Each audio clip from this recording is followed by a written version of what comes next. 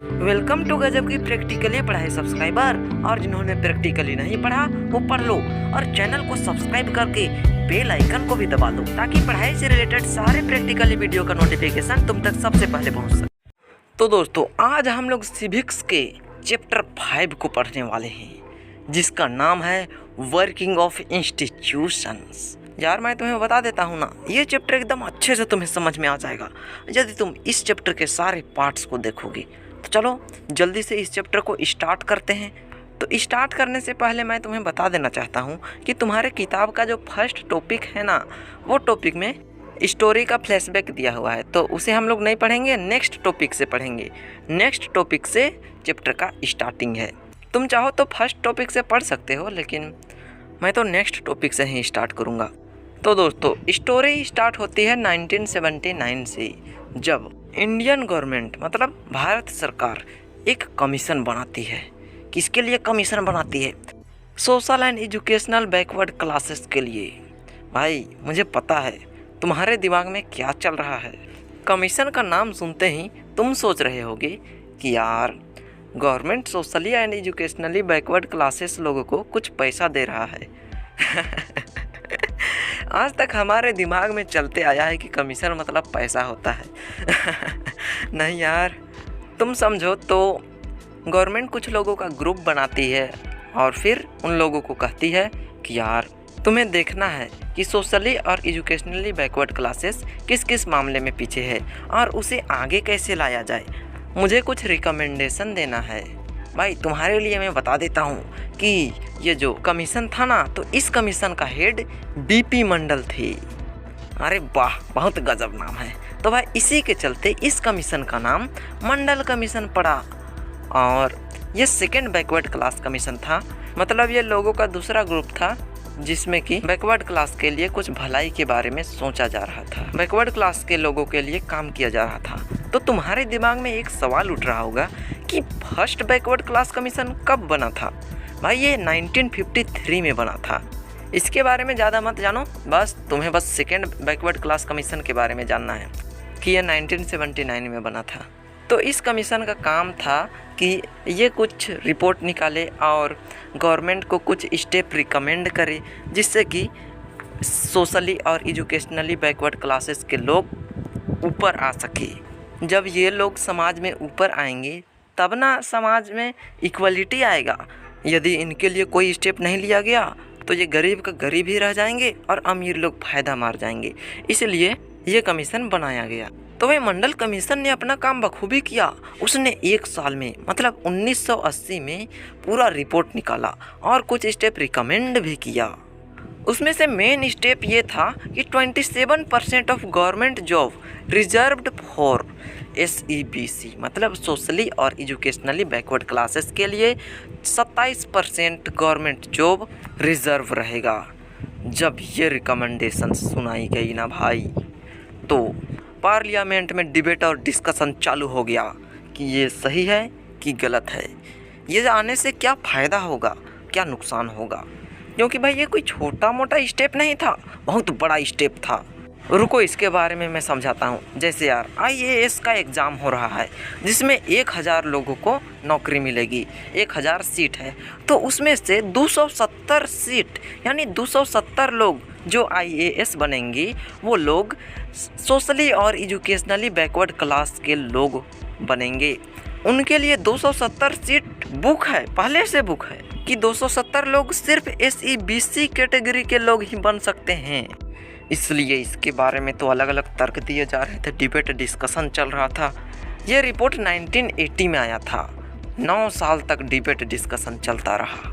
उसके बाद 1989 में वोटिंग होने वाली थी, तो जनता दल का एक आदमी बोला कि अगर हमारा पार्टी इस वोटिंग में जीत जाता है तो ये जो रिकमेंडेशन है ना, तो इसे हम लोग नियम बना देंगे।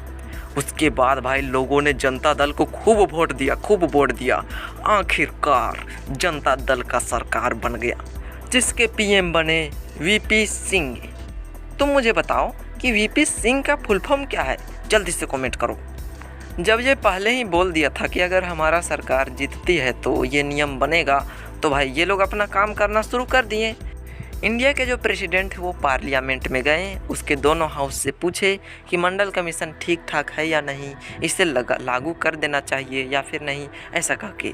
उसके बाद 6 अगस्त 1990 को जितने भी कैबिनेट लोग थे ना, सारे लोग बोल दिए कि बिल्कुल सही नियम है, ये इम्प्लीमेंट हो ही जाना चाहिए। उसके बाद वीपी सिंह यानी पीएम फिर पार्लियामेंट में जाते हैं और बोलते हैं कि जो मंडल कमीशन है तो इसे नियम में बदल देना चाहिए या फिर नहीं बदलना चाहिए। यार, अपर हाउस और लोअर हाउस, पार्लियामेंट के दोनों हाउस के लोग बोल दिए कि अच्छा है, इसे नियम बना ही दे तो ठीक रहेगा। 7 अगस्त 1990 को ये डिक्लेयर कर दिया गया कि मंडल कमीशन अब नियम बन जाएगा। तो 13 अगस्त 1990 को ये नियम बना दिया गया और इस नियम के लिए ओएम नंबर मिला, I think office memorandum number. भाई, जितने भी नियम बनते हैं उसका ओएम नंबर होता है, तो ये नियम का भी ओएम नंबर बना। ये तुम्हारे किताब में दिया हुआ है ओएम नंबर, देख लेना। 13 अगस्त 1990 को ये लॉ बन गया, नियम बन गया कि 27% जितने भी गवर्नमेंट जॉब का सीट होंगी वो सोशली और एजुकेशनली बैकवर्ड क्लासेस के लिए बुक होंगी। अब भाई, जब ये नियम बनाना तो दुनिया में जंग छिड़ गया। दुनिया नहीं, हमारे भारत देश में। यार, जितने भी न्यूज़पेपर मैगजीन थे सारे में बस यही नियम के बारे में लिखा हुआ था, सही है, गलत है, ऐसा है, वैसा है। अब कुछ लोग प्रोटेस्ट करने के लिए भी निकल गए थे कि यार ये क्या कर रहे हो, ये नियम लागू हो गया, ये तो गलत है, ये हमें डुबा देगा। ये नियम लागू होने से 2 किस्म के लोग हो गए। मतलब कुछ लोग तो बड़ा खुश थे, हंस रहे थे, लेकिन कुछ लोग रो रहे थे, प्रोटेस्ट कर रहे थे, सोच रहे थे ये क्या हुआ। तो भाई, तुम तो समझ ही गए होगे कि पहले किस्म के जो लोग होंगे वो सोशली और एजुकेशनली बैकवर्ड क्लासेस से बिलोंग करते होंगे, तभी ना वो लोग खुश हो रहे होंगे। और जो लोग दुखी हो रहे हैं वो लोग तो सोशली और एजुकेशनली बैकवर्ड क्लासेस से बिलोंग नहीं करते होंगे। जो लोग बिलोंग करते हैं वो सोच रहे हैं कि चलो बहुत अच्छा हुआ, ये नियम लगना ही चाहिए था, ये एक मंडल कमीशन आके हम सबको तार दिया। शाबाश कह रहा है। और जो लोग इस क्लासेस से बिलोंग नहीं करते हैं वो सोच रहे हैं ये तो हत्या है, हत्या, ये लोगों ने हम लोगों को हत्या कर दिया, ये क्या हो गया, पूरे बर्बाद हो गए। जो भी थोड़ा मोड़ा जॉब मिलने का चांस था, नौकरी मिलने का चांस था, सब खत्म, हम लोग तो डूब गए, पूरा ज़िंदगी झंड हो गई। ऐसा कह के ये लोग रोने लगे। कुछ लोग ये भी तर्क देने लगे कि ये नियम आने के बाद अब तो जाति तर्क शुरू हो जाएगा, जाति विवाद शुरू हो जाएगा। अलग अलग आदमी का अलग अलग तर्क था। जो लोग सोशली और एजुकेशनली बैकवर्ड क्लासेस से बिलोंग करते थे वो लोग लागू होने पे खुश हुए, और जो लोग बिलोंग नहीं करते थे वो लोग तो भैया बहुत दुखी हुए और कोर्ट के पास चले गए और बोले कि प्लीज़ भैया किसी भी तरह करके ये नियम को रद्द कर दो ना, इनवैलिड साबित कर दो, तब हम लोग ज़िंदा रह पाएंगे, नहीं तो कोई उपाय नहीं है ज़िंदा रहने का। इतना सारा सीट सरकार इन लोगों के लिए रिजर्व कर देगा तो फिर तो कंपटीशन तो और टफ हो जाएगा। ये लोग कोर्ट में ऐसा कह के बोलने लगे। तो भाई, कोर्ट का जो न्यायाधीश था वो दोनों तरफ का बात सुना। जो लोग इस नियम के पक्ष में बोल रहे थे उनका भी बात सुना, और जो लोग बोल रहे थे कि ये नियम गलत है, हम लोगों का हत्या कर रहा है, उन लोगों का भी बात सुना। और फिर 2 साल डिसीजन लिया। 2 साल के बाद बोला कि ये नियम गलत नहीं है। भाई, समझ सकते हो कैसे लोग खुश हुए होंगे और कैसे लोग दुख हुए होंगे। लेकिन जज ने इतना ही कह के अपना न्याय पूरा नहीं किया। उसने बोला कि ये नियम गलत नहीं है, लेकिन पूरा सही भी नहीं है, इस नियम में कुछ सुधार करना होगा। SEBC कैटेगरी में बहुत सारे ऐसे लोग आ जाते हैं जो कि अमीर के गिनती में आते हैं, तो उन लोगों के लिए 27% जॉब रिजर्वेशन नहीं मिलेगा, सिर्फ गरीब लोगों के लिए ही मिलेगा।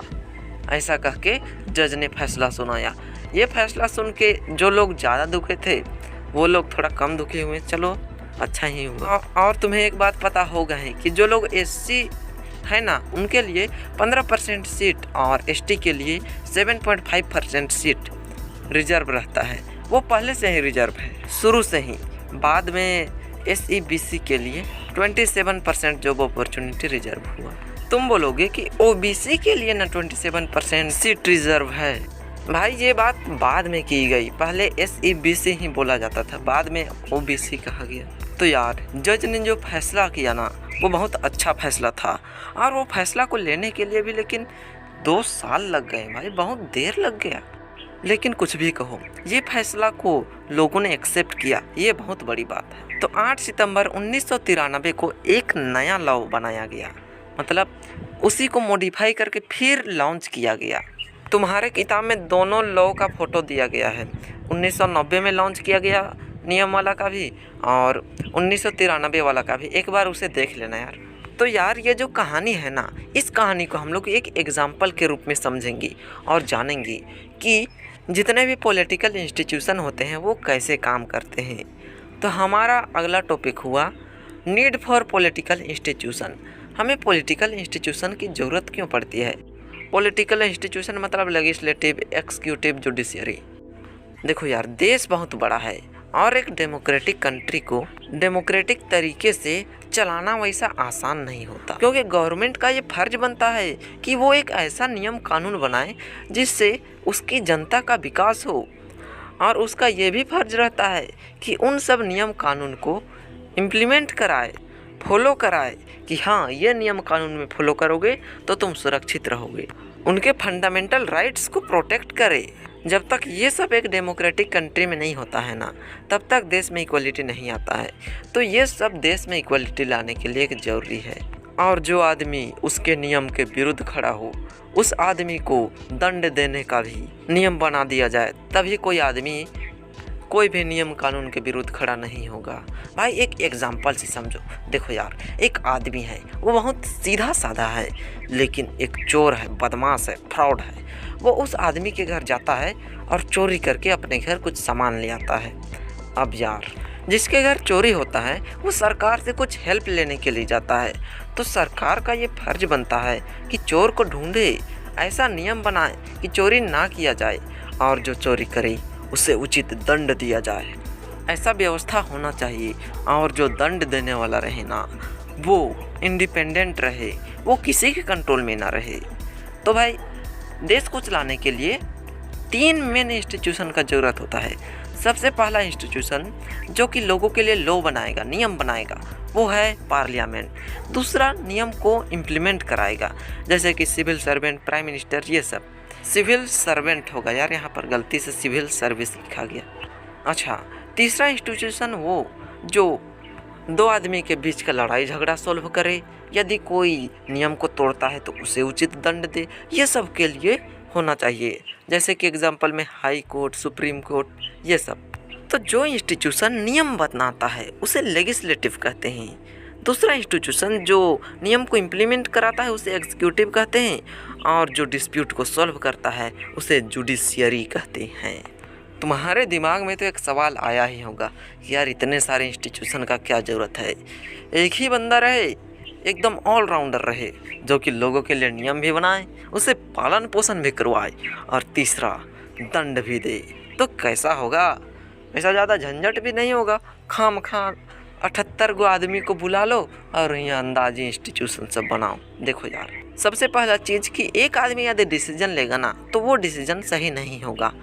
जैसे कि मान लो जो नियम बनाने वाला है वो चोर है, तो वो ऐसा नियम बना देगा कि जो लोग किसी के घर में चोरी करेंगे उसको 1 केजी सोना इनाम दिया जाएगा। ये कैसा नियम हुआ यार? और जब अपने भैया भतीजा को दंड देने की बारी आएगा ना, जैसे कि उसका भैया भतीजा कोई अपराधी साबित हो जाता है, तो बोलेगा कि यार ये मेरा भैया भतीजा है, इसे दंड नहीं दिया जाएगा, इसका दंड को माफ़ कर दिया जाएगा। तो ऐसे में कहाँ इंस्टीट्यूशन चलेगा भाई? देश तो डूब जाएगा, डेमोक्रेटिक कंट्री के पद से हट जाएगा। इसीलिए इतने सारे लंबा चौड़ा नियम कानून, लेजिस्लेटिव, एक्सिक्यूटिव, जुडिशियरी सब का ज़रूरत पड़ती है। ऐसे में क्या होता है, देखो कोई आदमी कोई नियम बनाने के लिए रिकमेंड करता है ना, तो सबसे पहले वो पार्लियामेंट से पास होता है कि ये सही है या फिर गलत है। तुम मंडल कमीशन में भी तो देखे थे कि जैसे ही कोई रिकमेंड किया कि ये नियम बन जाना चाहिए, तो फिर पार्लियामेंट में डिबेट और डिस्कशन चालू हो गया था। उसके बाद प्राइम मिनिस्टर और जितने भी कैबिनेट मिनिस्टर हैं सारे लोग बोले कि हाँ ये नियम सही है, तब वो नियम आगे पास हुआ। उसके बाद लास्ट में प्रेसिडेंट का जब सहमति होगा ना, तब जा कर के वो रिकमेंडेशन नियम बनता है। इतने सारे लोग, जैसे कि पार्लियामेंट के लोअर हाउस में 545 लोग हैं, तो भाई देश के कोने कोने से है 545 लोग, कोई एक ही स्टेट से थोड़े ना आ गए हैं। देश के हर स्टेट से अलग अलग कंस्टिट्यूएंसी के रिप्रेजेंटेटिव ये हैं, तो ये लोग जो डिसीजन लेंगी वो कोई गलत तो थोड़े ना होगा। 545 लोग का डिबेट एंड डिस्कशन, ऐसे में नियम बिल्कुल सही बनता है। एग्जीक्यूटिव में भी जो सिविल सर्वेंट होता है ना भाई, जैसे कि IAS, IPS, IFS, ये एक नहीं होते, बहुत सारे होते हैं। स्टेट में बहुत सारे एग्जीक्यूटिव मतलब सिविल सर्वेंट होते हैं, साथ में पॉलिटिकल सिविल सर्वेंट लोग भी होते हैं। तो ये लोग को देखना होता है कि हाँ जो नियम है उस पर सही इम्प्लीमेंट हो रहा है कि नहीं हो रहा है। यदि नहीं हो रहा है तो फटाक से जुडिशरी को बोल देंगे कि देखो यार यहाँ पर सही से नियम इम्प्लीमेंट नहीं हो रहा है, कुछ करो। उसके बाद का बात जो जुडिशरी संभालता है, मतलब जो जुडिशरी रहता है, जो कोर्ट का जज रहता है, उसे प्रेसिडेंट अपॉइंट करता है और उसके ऊपर भी एक दबाव रहता है। यदि वो कोई गलत डिसीजन लेता है तो पार्लियामेंट के पास ये अधिकार होता है कि वो जज को उसके पद से हटा सकता है। हालांकि ये प्रोसेस बहुत लंबा होता है, दिक्कत होता है, लेकिन फिर भी उस जज को जज के पद से हटाया जा सकता है। तो भाई आज के लिए तो बस इतना है, मिलते हैं नेक्स्ट पार्ट में। नेक्स्ट पार्ट में हम लोग लेजिस्लेटिव के बारे में पढ़ेंगे। भाई तुम GKP से पढ़ रहे हो ना, सारा चीज़ एक एक चीज़ एकदम सही से क्लियर होगा। इसलिए चैनल को सब्सक्राइब करके घंटा आइकन को ज़रूर से दबा देना, इसमें तेरा भलाई है। और हाँ, इस वीडियो को अपने दोस्तों तक भी ज़रूर से शेयर कर देना ताकि वो भी प्रैक्टिकली पढ़ाई कर सके।